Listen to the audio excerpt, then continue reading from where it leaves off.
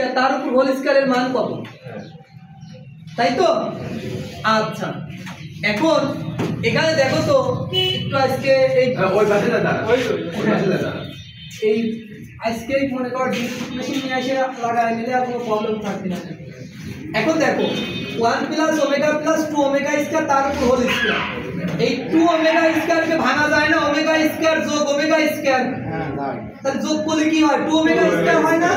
হ্যাঁ, তাহলে 2 omega স্কয়ারকে ভাঙলাম omega square যোগ ওমেগা স্কয়ার, আর বাকি যা আছে সব রেখে দিলাম। 1 প্লাস ওমেগা ছিল 1 প্লাস ওমেগা রাখলাম, হোল স্কয়ার ছিল হোল স্কয়ার রেখে দিলাম। এখন কথা হলো আমরা একটা সূত্র জানি 1 প্লাস ওমেগা স্কয়ারের মান হলো 0। মান কি 0।